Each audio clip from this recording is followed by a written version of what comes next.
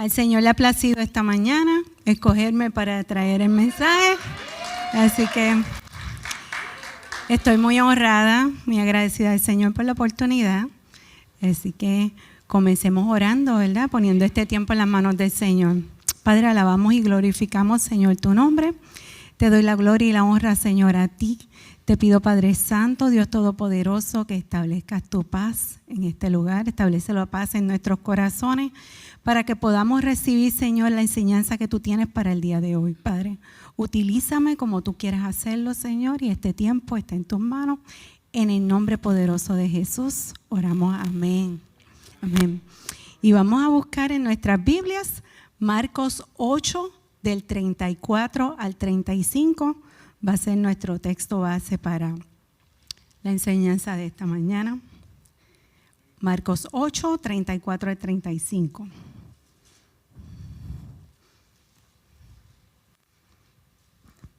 Y dice la palabra del Señor así: y llamando a la gente y a sus discípulos, les dijo: si alguno quiere venir en pos de mí, niéguese a sí mismo, tome su cruz y sígame. Porque todo aquel que quiera salvar su vida, la perderá, y todo el que pierda su vida por causa de mí y del evangelio, la salvará. Aleluya.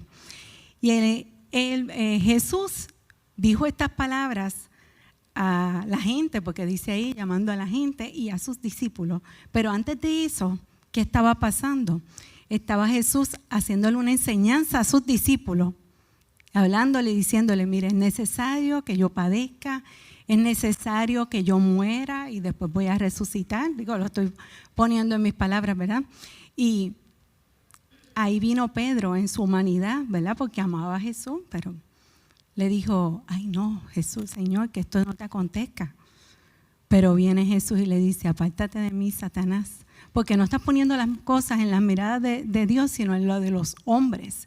Por eso Jesús entendió que era bien importante, llamó a la gente y a sus discípulos, porque el tema que él iba a hablar, ¿verdad?, o de lo que esto se trataba, era de la salvación.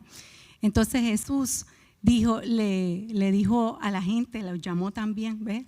No fue algo exclusivo. Él estaba con sus discípulos primero, estaba dándole una enseñanza, pero después dijo: no, espérate, esto yo lo tengo que compartir con todos. ¿Por qué? Porque Él está dando oportunidad a todos.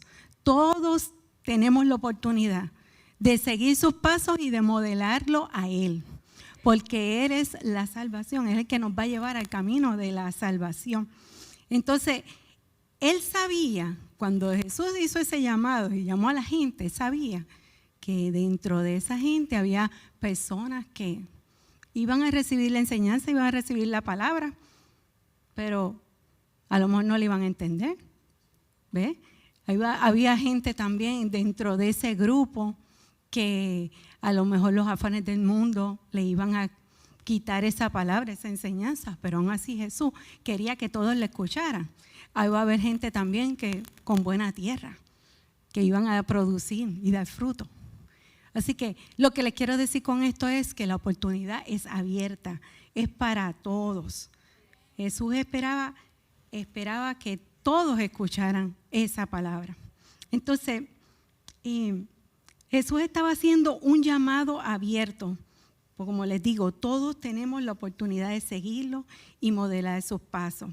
Y luego dice: y si alguno, es decir, si alguno se quiere hacer uno con Él, y va a tener que seguir unos pasos, y los pasos los vemos ahí en ese versículo. Primero, lo primero que Dios dice y quiere que nosotros es llevarnos a que tomemos una elección. Es decir, que nuestro querer se active para abrir la puerta, porque, hermanos, Dios nunca nos obliga. Él siempre espera a que nosotros demos el paso. Por eso es que dice, primero el Señor pide que nosotros hagamos un acto de nuestra voluntad, el querer. Tenemos que querer para que se abra esa puerta y el Señor haga cambios en nuestra vida.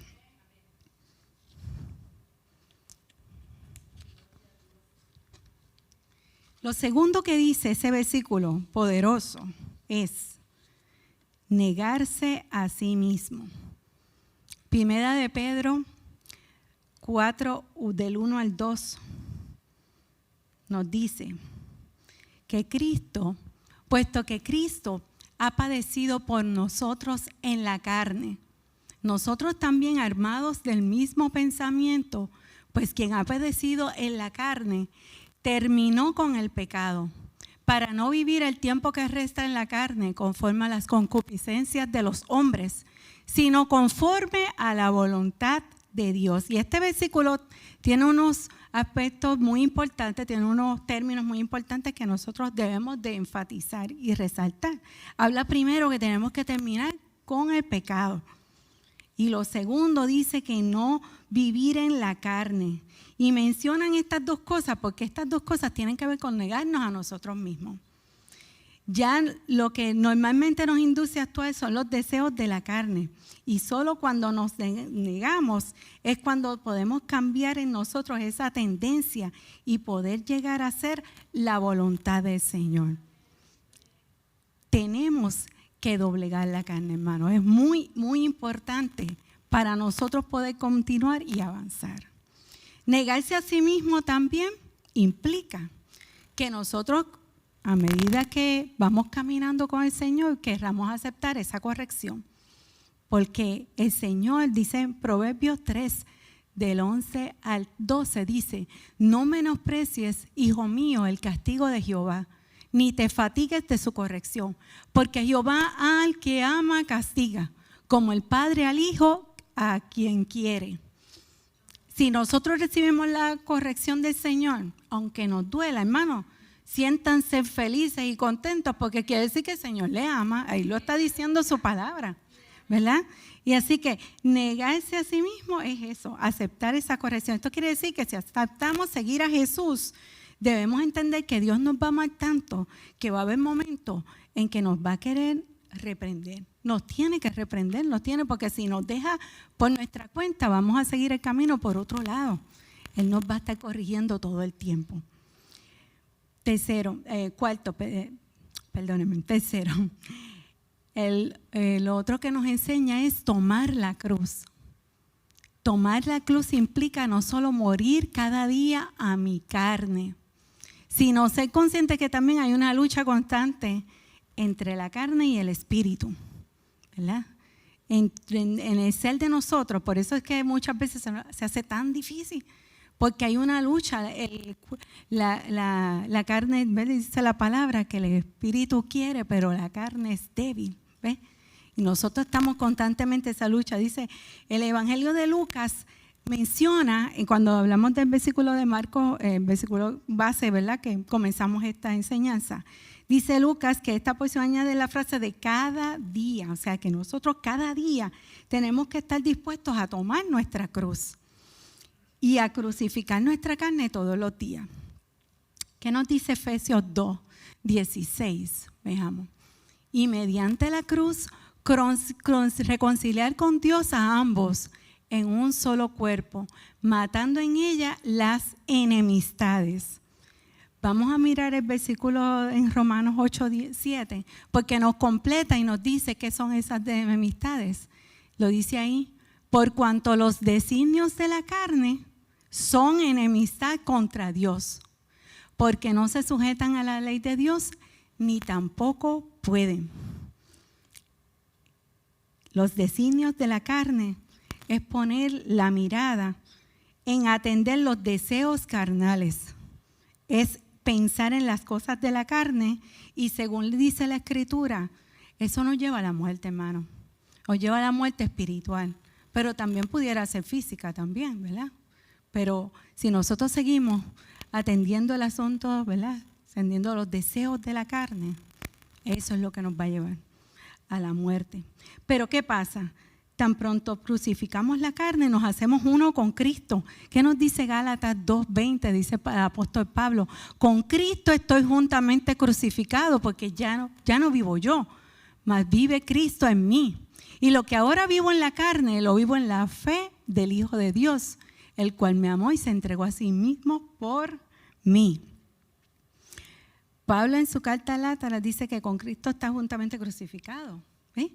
Nos está mostrando que tenemos que comenzar a crucificar la carne para hacernos uno con Cristo y vivir esa vida en el Espíritu, que es lo que espera nuestro Señor de nosotros. Y este paso de crucificar la carne y más bien de tomar la cruz, como lo decía Jesús, era tan importante. ¿Verdad? No vamos a repasar todos los versículos bíblicos, pero hay una infinidad de versículos bíblicos que Jesús mismo estaba diciendo: toma tu cruz y sígueme.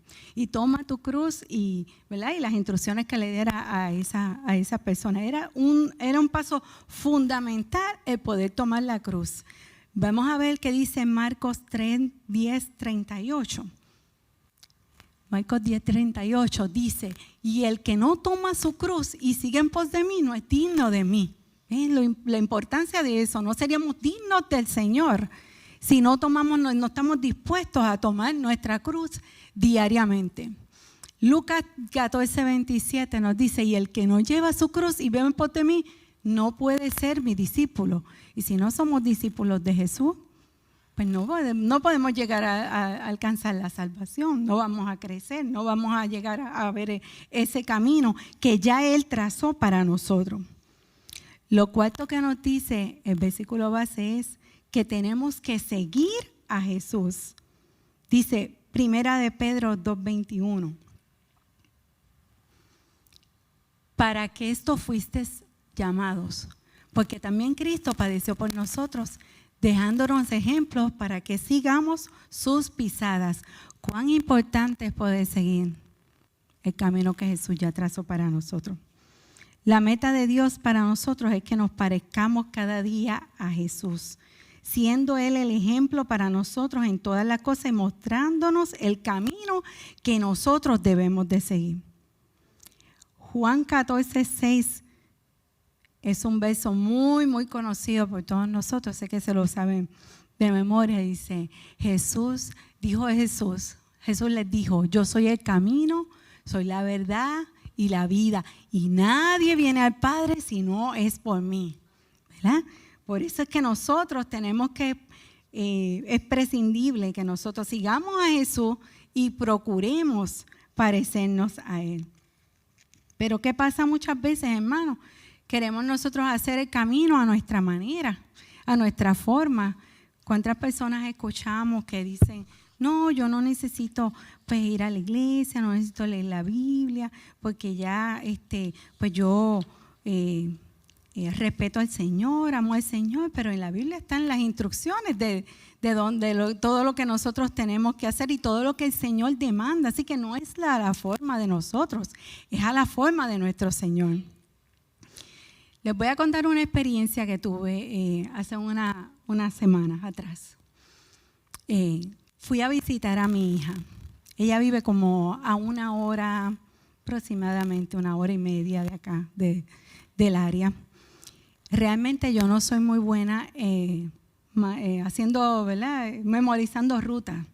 Siempre voy con mi esposo, que me hace el favor siempre de conducir, porque no es algo que a mí me plazca mucho hacerlo, hago por necesidad, conduzco por necesidad. Pues siempre voy con él o voy con mi hijo, pero en esta ocasión, pues tenía en ese momento que ir donde mi hija, y pues fui sola, me aventuré y fui sola. No es que me dé miedo conducir, porque bueno, yo tenía mi GPS, mi celular, la dirección de ella, y pues nada, sigo por ahí mi camino. No llegué con ningún problema, llegué a su casa, porque yo sigo las instrucciones que el GPS me da. Entonces, pues seguí, terminó mi visita, ¿verdad? Estuve con ella ahí un rato, terminó mi visita, ella tenía que salir, pues yo me fui, me detuve unos minutitos en el estacionamiento, pero como ella tenía que ir deprisa, ¿verdad? Tenía un compromiso que hacer, pues ella siguió.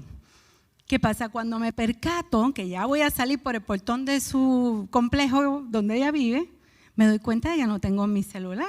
Y yo dije: ajá, ¿y ahora cómo voy a hacer para llegar a casa? Porque, bueno, pero de momento dije, pero ¿Cuán difícil puede ser? Yo tomo la carretera y lo que debo de buscar es procurar la carretera 45. La 45 es la única carretera que yo me sé. Ustedes me tiran en la 45, yo les llego a donde sea. Pero ¿qué pasa? Que no era tan fácil conseguir la carretera 45 por el área donde ella vive. Pero yo dije, bueno, pues nada, lo voy a intentar, ¿verdad? Yo lo voy a hacer. Y seguí el camino. Doblé hacia la izquierda, allá en donde estaba la avenida, doblé hacia la izquierda y yo sigo y sigo. Vi un garaje de gasolina que en otras ocasiones mi esposo se paró allí y yo dije, pues yo estoy bien, perfecto, sigo por ahí para abajo, seguí. Seguí un buen rato, hermano, un buen rato. Y yo estaba tranquila porque yo para mí estaba bien. De momento yo empecé a ver cosas como un poco extrañas y veo que dice 19 millas para Austin. Y yo dije, como que yo creo que yo estoy equivocada. Como que creo que no es por aquí.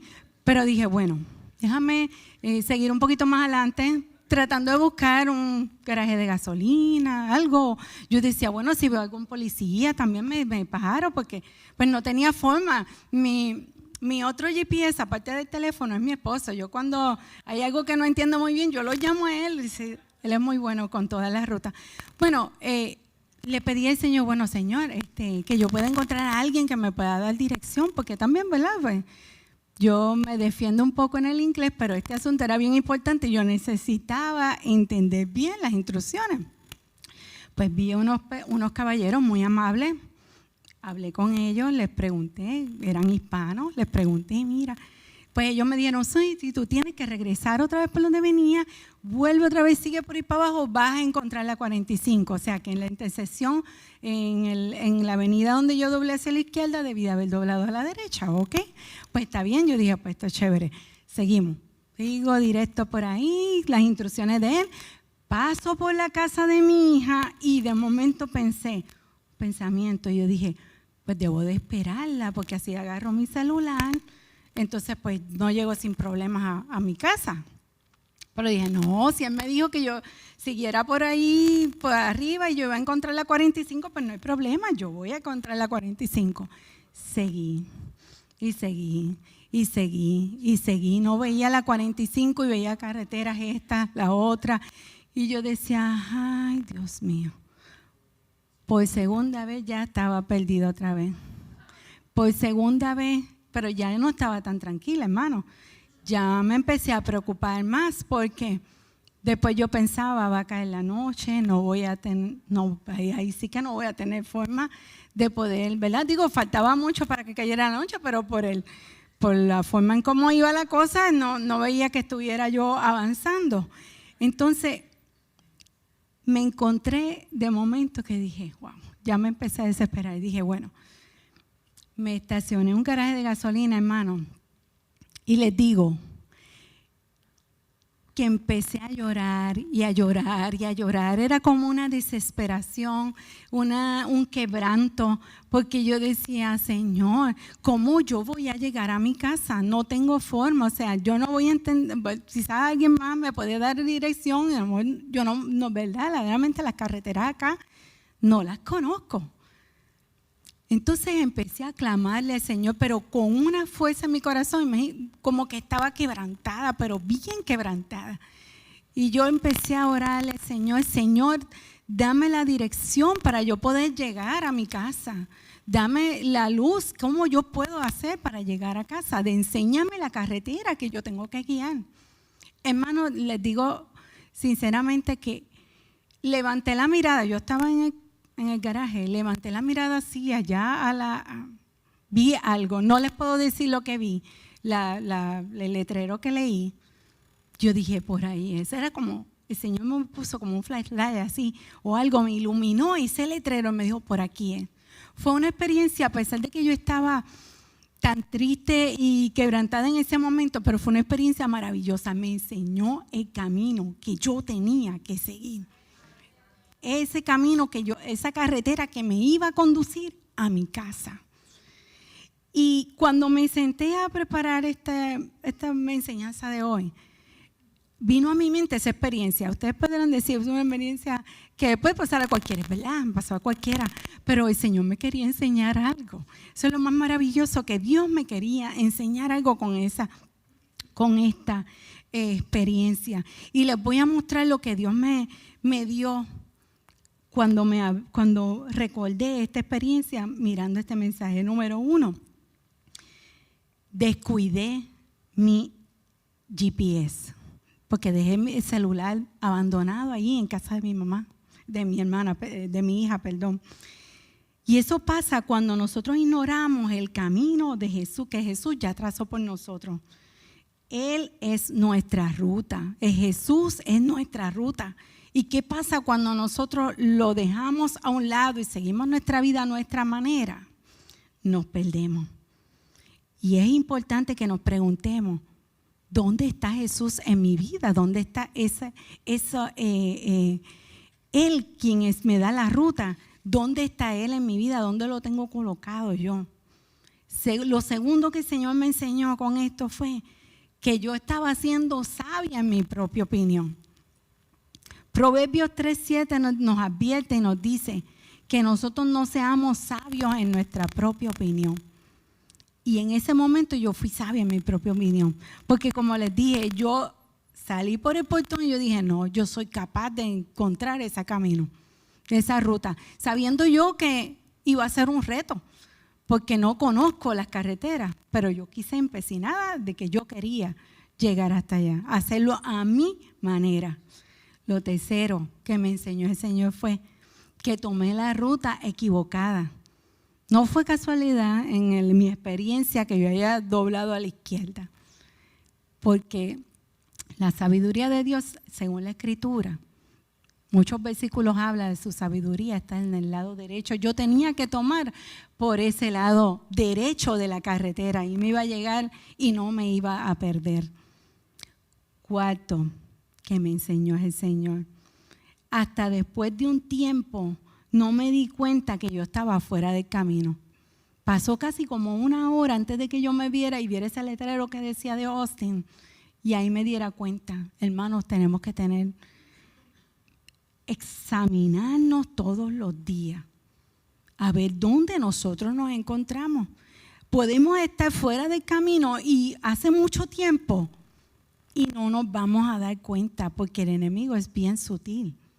Nos desvía y cuando nos llegamos al camino ya estamos totalmente perdidos y es bien difícil regresar. Examinémonos, hermanos, ¿dónde estamos nosotros? Quinto, Dios siempre nos va a enviar ayuda. Encontré esos caballeros tan amables que me quisieron ayudar. De hecho, me dieron 2 rutas alternas, me dieron esa y me dieron otra ruta. Señor siempre nos va a brindar esa ayuda. Sí la pedimos. En el caso mío yo se la estaba pidiendo. Señor, pídame a alguien que pueda ayudarme. Sexto, tuve la oportunidad de tomar una decisión diferente. De hecho, en 2 ocasiones pude tomar una decisión diferente, pero no, yo quise tomar la decisión que tomé de seguir adelante.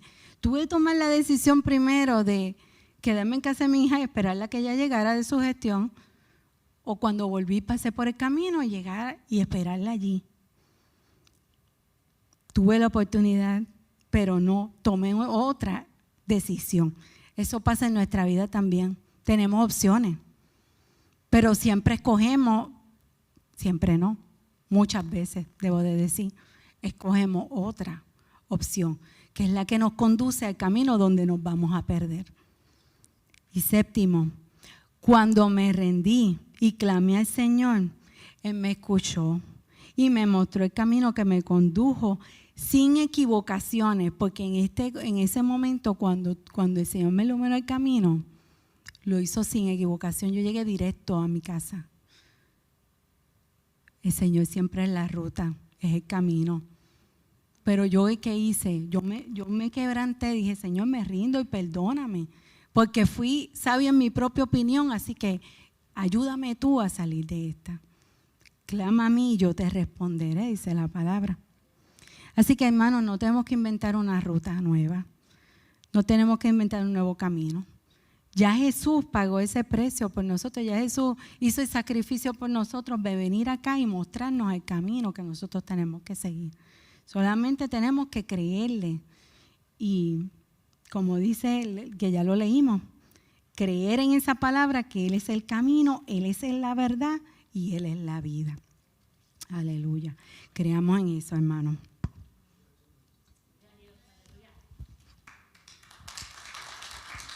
Amén. Gloria a Dios. ¿Está siendo entendido todo? Muy bien. Vamos al primer slide, por favor, para que complementemos lo que nos falta. Entonces, dice que llamando a la gente, a sus discípulos, les dije: si alguno quiere venir en pos de mí, niéguese a sí mismo, tome su cruz y sígame. Pero miren el 35. Porque todo el que quiera salvar su ¿qué? Todo el que quiera salvar su vida, ¿qué va a pasar? La perderá. Y todo el que pierda su vida por causa de mí y del evangelio, la salvará. Fíjense que no casualmente tanto el verso 34 como el verso 35 comienza con el verbo querer. Porque la primera parte que expuso Leida hablaba acerca de esto, que todo comienza con un acto de mi voluntad, que yo quiera. El 35 habla lo mismo y fíjense que dice: porque todo el que quiera salvar su vida, porque al fin de cuentas es mi vida, no es la vida de alguien más. Es mi propia vida la que está en juego. Y por eso es muy importante que usted y yo tengamos en cuenta todo esto. Ahora, estos 4 pasos que nos muestra Jesús nos van a llevar a que usted y yo entendamos lo que nos quiere decir en el verso 35. Porque nos habla entonces de salvar. Esa palabra salvar, por supuesto, hace referencia a la salvación. Y la pregunta que surge aquí es: ¿qué es la salvación? ¿Qué podemos nosotros entender por salvación? Porque es muy importante que podamos nosotros entender lo que salvación es. Y quiero invitarle a que me acompañe a Éxodo capítulo 14. Éxodo capítulo 14, versículo 13.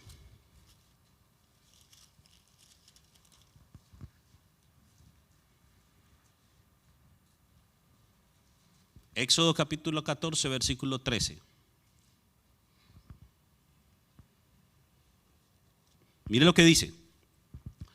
Y Moisés dijo al pueblo: no temáis, estad firmes y ved que la salvación que Jehová hará hoy con vosotros, porque los egipcios que hoy habéis visto, nunca más para siempre los veréis. Ahora, Moisés está hablando aquí acerca de la salvación. ¿En qué ámbito o con cuál perspectiva? Con la perspectiva de ser liberados de sus enemigos. Porque fíjense lo que dice: estad firmes y ved la salvación que Jehová hará hoy con vosotros. Porque estos egipcios que hoy ves, ya no nunca más los vas a volver a ver. Es decir, Dios iba a traer una libertad, lo cual también se traduce como salvación. Pero miremos también Salmos capítulo 3, verso 8. Salmos capítulo 3, versículo 8.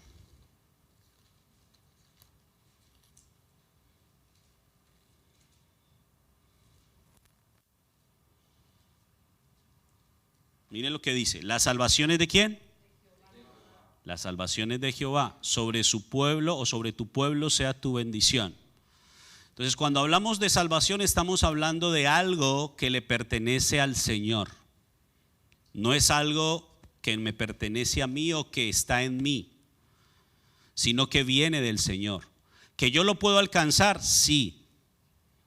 Por eso Moisés le está diciendo al pueblo: estad firme y ved la salvación que el Señor hará. El Señor es el que opera la salvación en nosotros. Ahora, si vamos al 27:1 de Salmos, por favor. 27:1.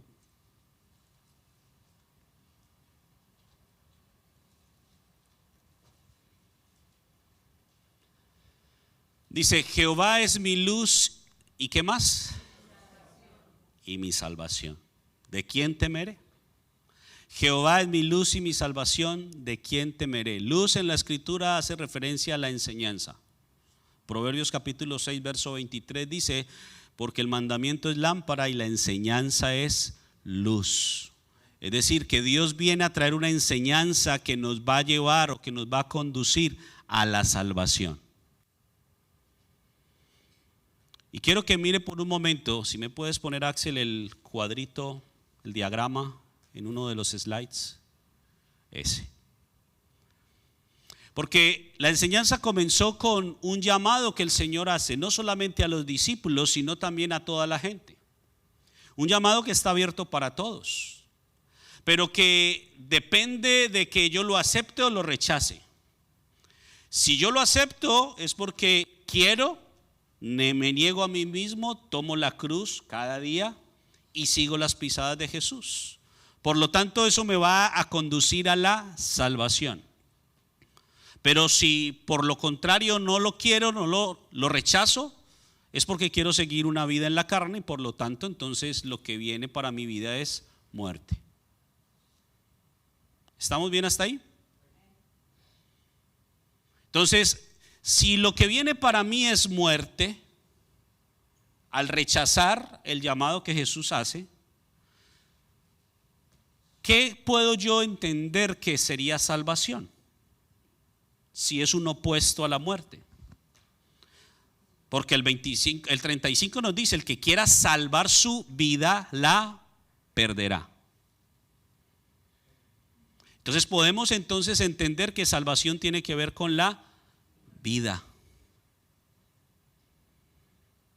¿O acaso no pensamos que la salvación es lo que está después de la muerte? Yo sigo a Cristo porque quiero que cuando me muera vaya al cielo, ¿no?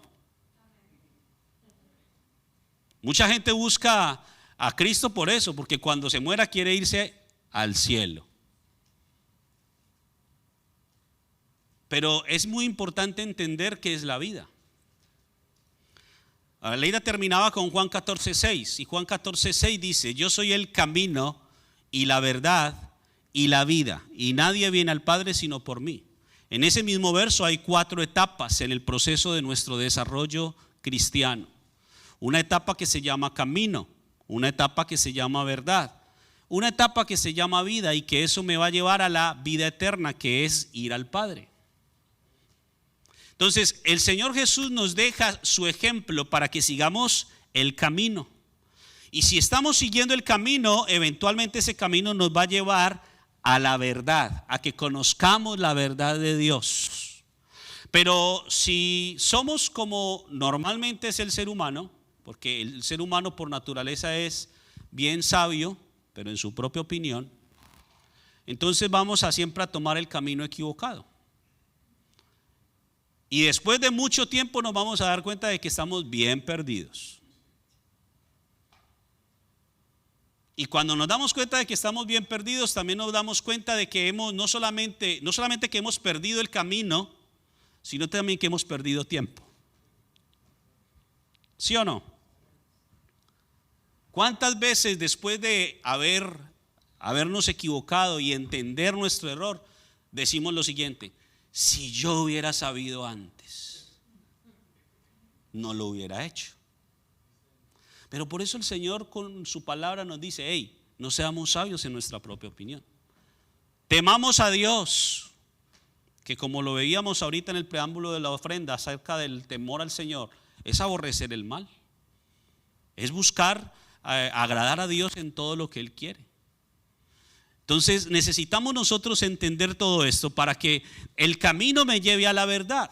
Y cuando yo conozco la verdad, entonces esa verdad me lleva a la vida.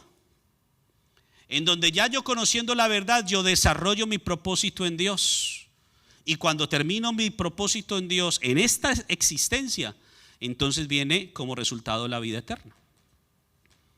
No sé si hasta aquí vamos bien. Entonces podemos entender que salvación, como lo veíamos en el diagrama, que es opuesto a la muerte, quiere o tiene que ver con la vida. Pero miremos lo que dice Juan 17:3, para que todos entendamos lo que es la vida. Mire lo que dice: y esta es la vida eterna, que te conozcan a ti, el único Dios verdadero, y a Jesucristo a quien has enviado. Esa es la vida eterna, conocer a Dios. Es decir, la vida eterna no es solamente lo que pasa después de que muramos en esta tierra. Desde este momento, desde este instante, usted y yo podemos estar viviendo la vida eterna si empezamos a conocer a Dios. Esa es la vida eterna. Mire que no lo digo yo, lo dice la palabra. Y esta es la vida eterna, que te conozcan a ti. Y por eso el 35 de Marcos 8 nos está diciendo: el que quiera salvar su vida a su manera, el resultado va a ser que la va a perder.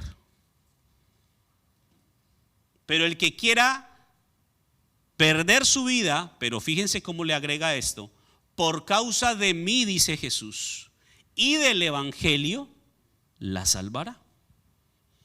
Es decir, ya mete en la ecuación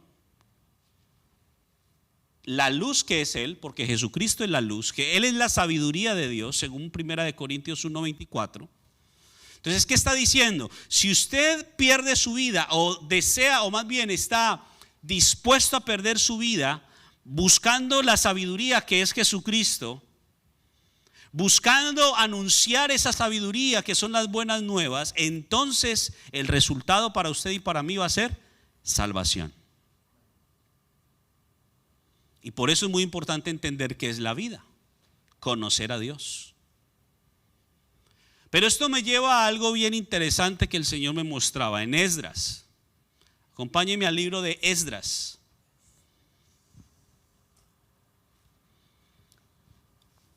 Capítulo 5.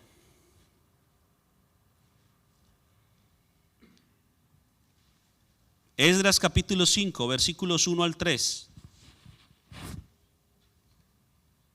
Mire lo que dice. Y aunque nos vamos a enfocar en el verso 3, es importante el contexto. Mire lo que dice: profetizaron Ageo y Zacarías, hijo de Ido, ambos profetas, a los judíos que estaban en Judá y en Jerusalén, en el nombre del Dios de Israel, quien estaba sobre ellos. Verso 2. Entonces se levantaron Zorobabel, hijo de Salatiel, y Jesúa, hijo de Josadac, y comenzaron ¿a qué? A reedificar la casa de Dios. Recordemos que en otras ocasiones hemos hablado acerca de esa casa, que según Isaías 66:1 está el Señor preguntando: ¿dónde está la casa que me habréis de edificar? ¿Dónde el lugar de mi reposo? Y hemos hablado y hemos insistido y hemos repetido una y otra vez que la casa de Dios no son estas paredes. La casa de Dios somos nosotros, si es que le hemos abierto la puerta a Él. Entonces está diciendo que ellos comenzaron a reedificar. Y si comenzaron a reedificar, ¿por qué? Porque la que había sido edificada antes se había derribado, se había perdido, y era necesario reedificar esta casa que estaba en Jerusalén. Dice: y con ellos los profetas de Dios que les ayudaban. Miren, para poder nosotros edificar una casa para Dios necesitamos Efesios 2:20, por favor, Axel. Efesios capítulo 2, versículo 20. Y si usted me puede acompañar a ese pasaje. Ahorita regresamos aquí.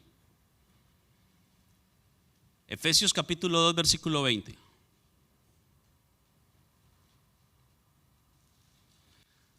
Mire lo que dice Pablo: edificados sobre el fundamento de ¿quiénes? De los apóstoles y profetas, siendo la principal piedra del ángulo Jesucristo mismo. Para edificar una casa yo necesito un fundamento primero, y ese fundamento es dado por apóstoles y por profetas. Pero entendamos muy bien quién es un apóstol y quién es un profeta, porque hoy escuchamos esos títulos a diestra y siniestra. Ya hoy hasta se nos presentan con tarjeta privada y todo.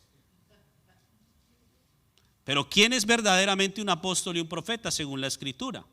Primero, ambos son siervos. Lo primero que ellos son siervos. No señores, siervos. Y lo segundo es que el profeta es aquel al que el Señor le revela sus misterios primero, según Oseas 6:6. Pero el apóstol, según 1 Corintios 4:1, nos dice que es el que administra los misterios. Es decir, no hará nada el Señor sin que revele su misterio a sus siervos los profetas. Es decir, cada vez que Dios quiere hacer algo, trae una revelación al profeta. Pero el profeta trabaja en conjunto siempre con el apóstol. Por eso vemos en el Nuevo Testamento que constantemente salían apóstol y profeta juntos. Vemos, por ejemplo, en Hechos capítulo 4, cómo Pedro con Juan salieron juntos. Ambos eran apóstoles, claro que sí. Pero Juan, aparte de ser apóstol, era profeta. Por eso vemos a Juan en el Apocalipsis, escribiendo todo lo que le había sido mostrado por Dios. Vemos también a Pablo saliendo con Silas, que valga la oportunidad de aclarar, Silas no era la mujer de Pablo. Silas era un profeta. Pero en algún otro tiempo Pablo salía con otro llamado Bernabé, que también era profeta. Entonces vamos a encontrar una y otra vez que apóstol y profeta caminan juntos. ¿Por qué? Porque el propósito o la misión de ellos es edificar la casa para Dios, poner ese fundamento. Y la piedra, la revelación principal de ese fundamento es Jesucristo. ¿Y por qué le estoy diciendo esto? Porque si regresamos al slide, por favor, fíjense que al final del verso 2 dice: y con ellos los profetas de Dios que les ayudaban. Parte del propósito del profeta es ayudar a edificar la casa. Entendamos muy bien esto. El profeta no está llamado solamente a decirnos palabras bonitas que queremos oír, que vamos a ser prosperados, que mañana vamos a ganarnos la lotería o que cualquier otra cosa que usted se esté inventando. No. La misión del profeta es ayudarnos a levantar la casa para Dios. Es decir, la revelación que viene para Él y que Él profiere con su boca para nosotros es para que usted y yo, a través de esas revelaciones que son piedras, podamos edificar esa casa. Ahora miremos el verso 3. En aquel tiempo vino a ellos Tagnai, gobernador del otro lado del río, y Setar-Boznai y sus compañeros, y le dijeron así. Fíjense la pregunta que les hacen: ¿quién os ha dado orden para edificar esta casa y qué más? Y levantar estos muros.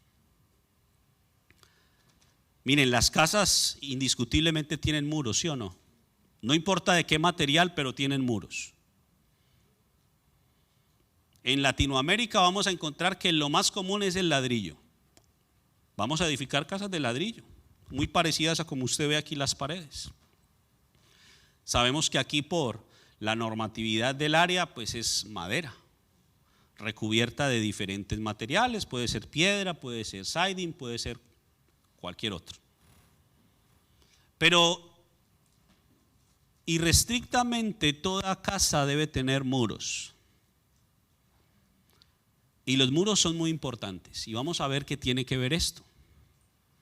Porque nos está hablando entonces en Esdras que es necesario o importante edificar casa, pero también levantar muros. Y vamos a ver qué tiene que ver esto con la salvación. Vámonos a Isaías 60:18. Y no se preocupe que ya vamos terminando la introducción. No, no es cierto, ya vamos terminando, no se preocupe. Isaías 60:18. Nunca más se oirá en tu tierra violencia, destrucción ni quebrantamiento en tu territorio, sino que a tus muros llamarás ¿qué? A tus muros llamarás salvación y a tus puertas alabanza. Entonces, en la Escritura, cuando hablamos de muros, estamos hablando de salvación.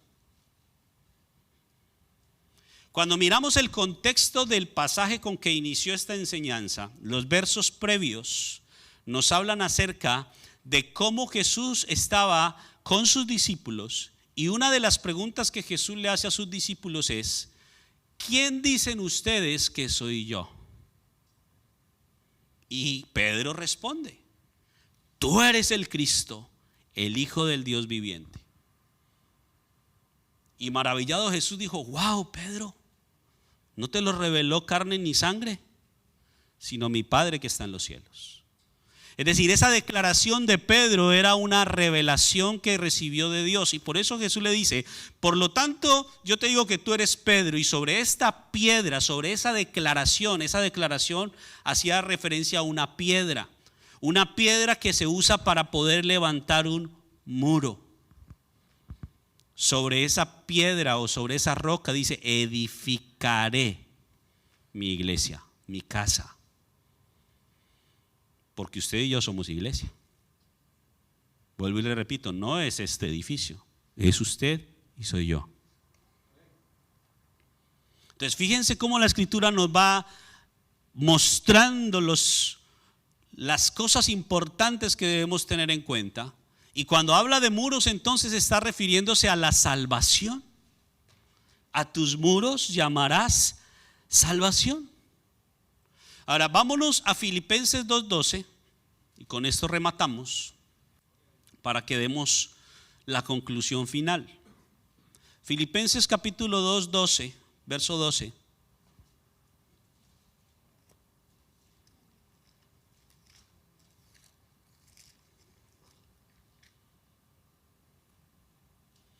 Por tanto, amados míos, como siempre habéis obedecido, no como en mi presencia solamente, sino mucho más ahora en mi ausencia. ¿Qué dice el final?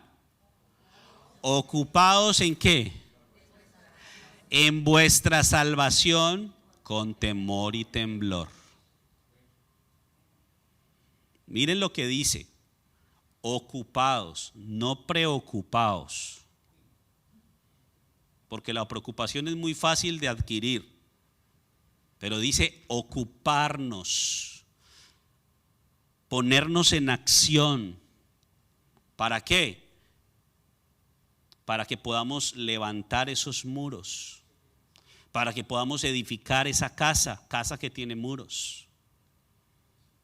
¿Qué era lo que estaba diciendo en Esdras? Les preguntaron a ellos: ¿quién les dio la orden de edificar esta casa y estos muros?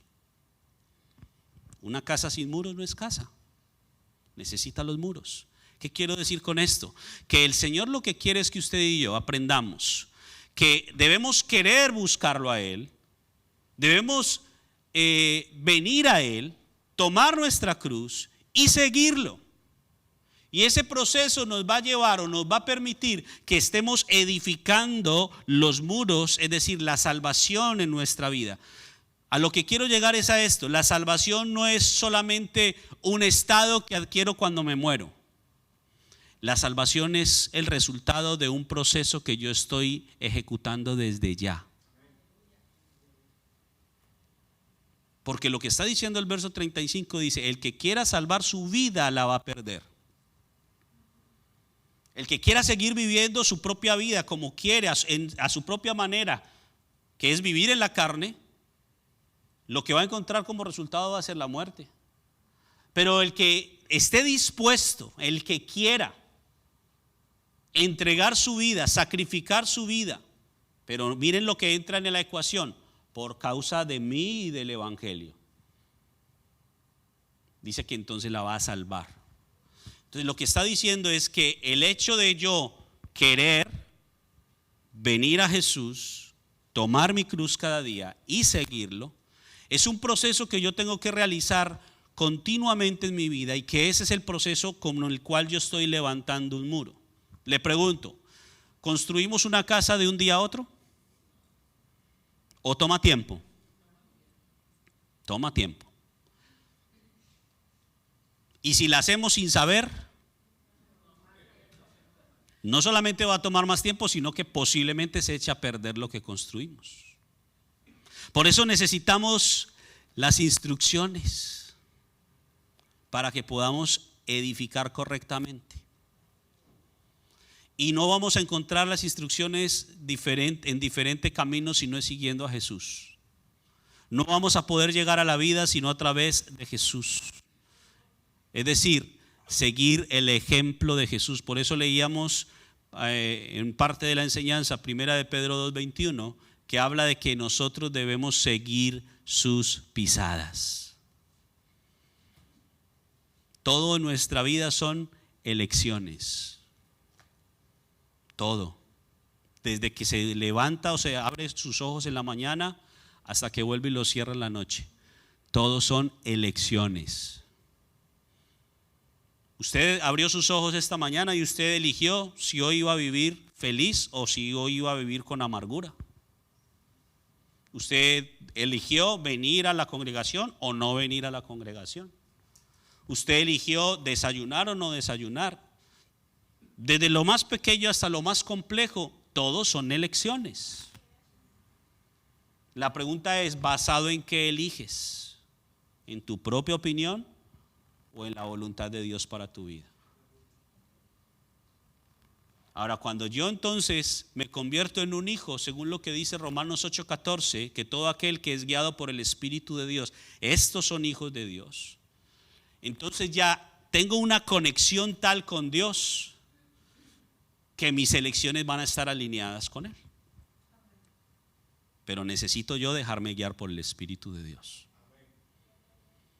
Por eso cuando dice Jesús, si alguno quiere venir en pos de mí, si alguno me quiere seguir, si no toma su cruz, no es posible.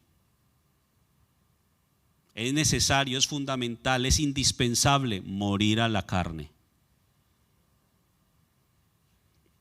Y alguno podrá pensar, bueno, pero es que muchas veces me han dicho eso de morir a la carne, pero en español, ¿qué es?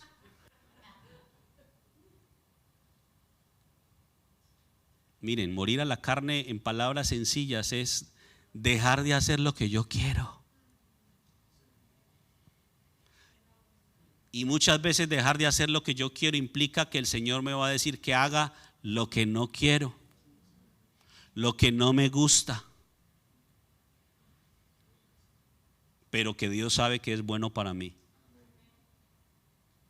Pero si sigo haciendo lo que quiero, fíjense, esa palabra quiero es muy clave.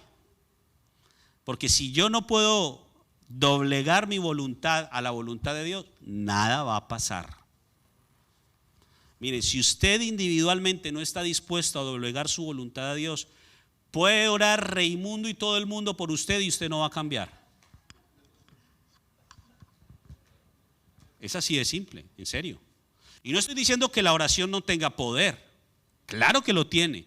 Pero si usted individualmente no doblega su voluntad a Dios, nada va a pasar. Ay, no, es que tengo mi papá, mi mamá, mi hermano y no sé cuántos más que oran por mí. Ay, Dios me bendice porque ellas oran por mí. Posiblemente sí, por amor a ellos. Pero eso no nos va a eximir de que Él va a tratar conmigo individualmente. Si no me puedo confiar simplemente, ay, es que toda mi familia es cristiana, ay, yo soy la oveja negra de la familia, todos son bien blanquitos, yo soy el único negro. Pero por causa de ellos el Señor me bendice. Ojo con eso. Porque llegará un momento en que Dios me va a llamar a cuentas a mí. Y cuando yo llegue a darle cuentas a Dios, yo no lo voy a poder decir, Señor, acuérdate, mi mamá es cristiana y oraba todo el día. No, mi esposa y servía allá en la congregación.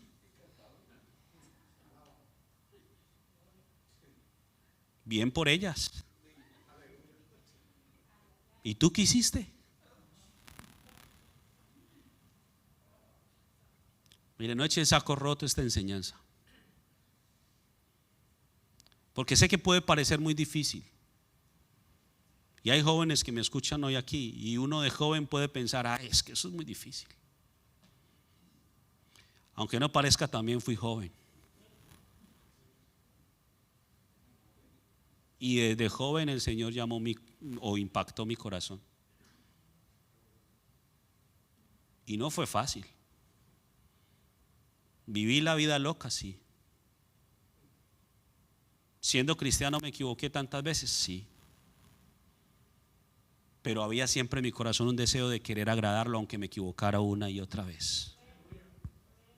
Y Dios me ayudó. Y todavía estoy en un proceso,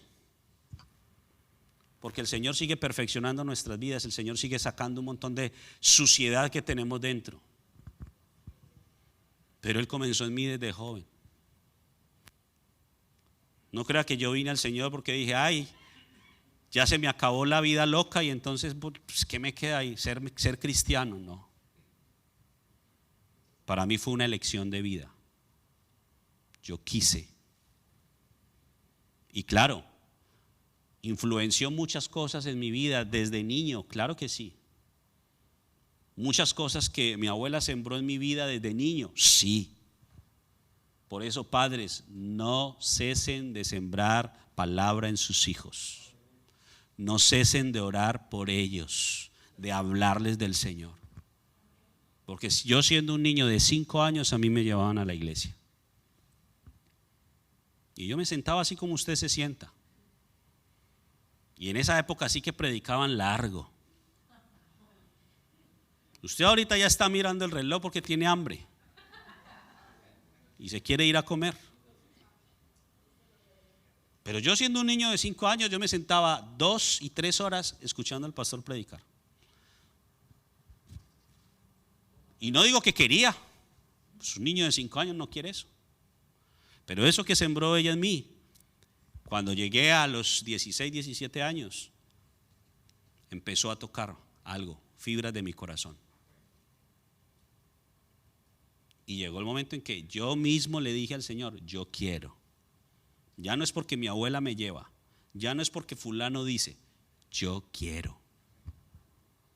Si no hay un acto de tu voluntad, no va a haber transformación en ti. Por eso los versos ambos, la palabra clave es quiero. Y vamos a encontrar en muchos pasajes cómo nos habla acerca de esto.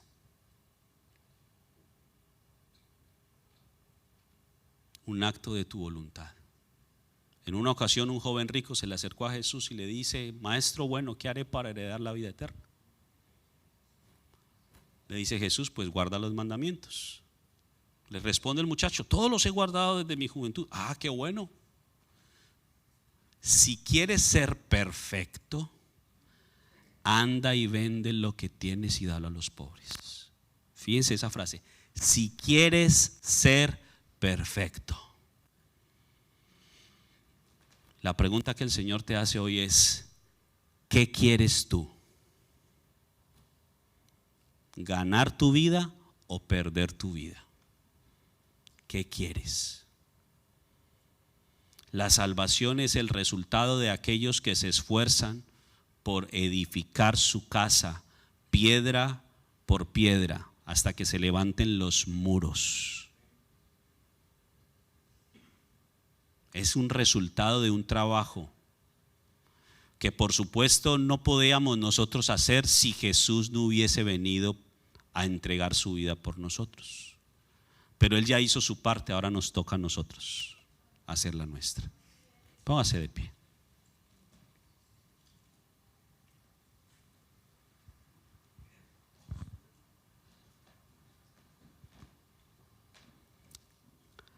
Gracias te damos, Señor, en esta tarde, por tu palabra.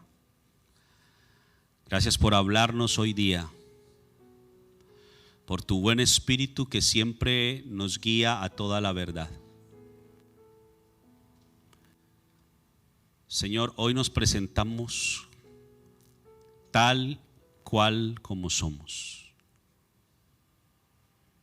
Tú nos conoces mejor que nadie, Señor. Conoces las luchas problemáticas que tenemos,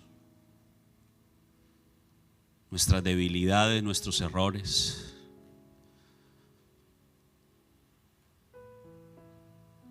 Tú sabes en qué situación hemos venido este día, Señor, después de una semana en donde quizás hemos tenido que enfrentar diferentes circunstancias. Quizás para algunos circunstancias muy, muy difíciles. Circunstancias, Señor, que nos han quebrantado, que nos han movido el piso muchas veces. Señor, pero hoy escuchando tu palabra, yo entiendo la importancia de poner mi voluntad o rendir mi voluntad a la tuya. Solo tú podrás hacer algo en mí si yo rindo mi voluntad. Y haces un llamado: si alguno quiere venir en pos de mí, primero rinda su voluntad. Si alguno quiere venir en pos de mí, si alguno me quiere seguir, si alguno quiere llegar a la verdad, a la vida y a la vida eterna, primero necesita rendir su voluntad.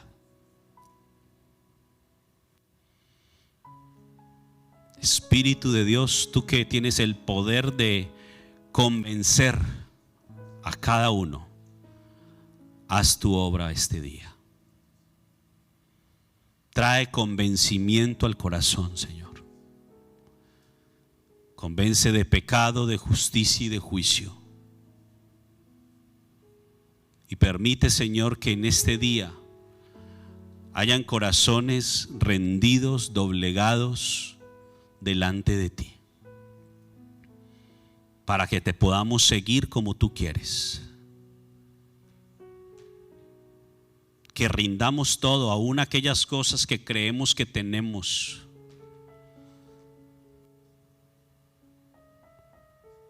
Y que podamos darnos cuenta de que solamente podemos ser siervos,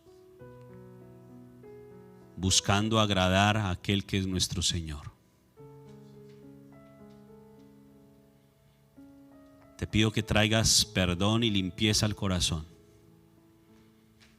Y que todo aquel que con sinceridad ha abierto su vida para ti, tú comiences un proceso en cada uno. Y que, como lo dice tu palabra, aquel que comenzó en vosotros la buena obra, la perfeccionará hasta el día de Jesucristo. Perfecciona tu obra, Señor, en cada uno. Y que esta enseñanza quede guardada, atesorada en el corazón, podamos ponerla en práctica todos los días. En el nombre de Jesús. Amén. Y amén.